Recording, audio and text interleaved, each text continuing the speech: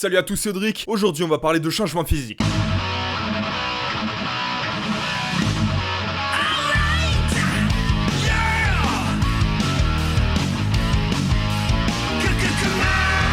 Vouloir changer physiquement, c'est jamais facile. Et que vous soyez très maigre ou en surpoids, se lancer dans un changement physique, c'est pas super évident. Avant de vouloir changer physiquement, quelque chose se passe dans votre tête. Et ouais, dans votre tête, vous avez une prise de conscience.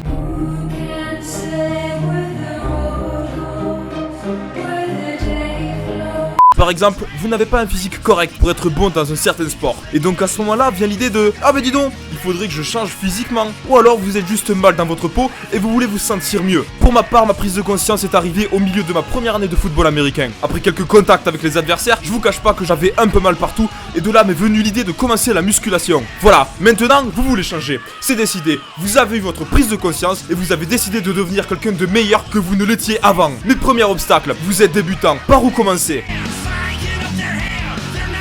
Vous n'avez aucune idée des exercices que vous devez faire. Combien de répétitions, combien de séries, quel temps de repos. Si vous avez souscrit à un abonnement dans une salle de sport, un coach est normalement mis à votre disposition pour établir avec vous votre programme. Si vous souhaitez vous entraîner seul à domicile, de très bons livres qui feront office de coach feront parfaitement l'affaire. Que ce soit pour l'entraînement ou la nutrition. Pour un entraînement au poids de corps, la méthode Lafay est très correcte. Et pour un entraînement avec de la fonte, la méthode Delavier vous guidera comme il le faut. Grâce à internet, vous pouvez également trouver des programmes de musculation. Mais attention, les programmes que vous pourriez trouver ne sont pas forcément adapté à votre condition physique et à votre niveau. Internet vous propose également une source quasi infinie d'informations. Si vous avez la moindre question, Internet vous répondra. Je vais appeler Internet. Restez cependant critique sur les informations que vous pourriez trouver. Tout n'est pas bon à prendre. Maintenant, vous avez enfin votre premier programme et arrive le jour de votre premier entraînement. Certains n'auront aucun mal à s'entraîner et d'autres auront un petit problème de motivation.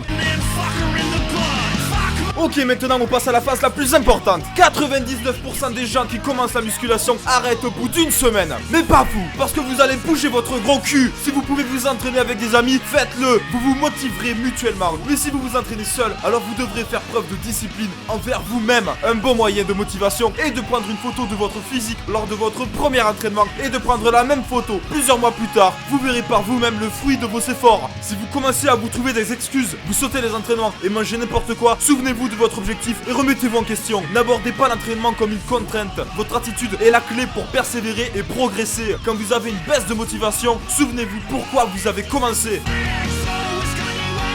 Quand vous allez commencer votre entraînement, arrêtez de prendre des photos Snapchat, arrêtez de le poster sur Facebook, arrêtez de le mettre sur Instagram. C'est votre entraînement, c'est vous, pas les autres. Vous ne faites pas ça pour les autres, vous le faites pour vous. Maintenant, vous avez tous les outils en main pour changer les choses. Vous allez en chier, vous allez transpirer, vous allez découvrir l'existence de muscles que vous ne soupçonniez même pas. Mais malgré tout ça, vous n'abandonnerez pas parce que vous valez mieux que ça. Alors levez vos fesses et allez vous entraîner. C'était Audric, terminé.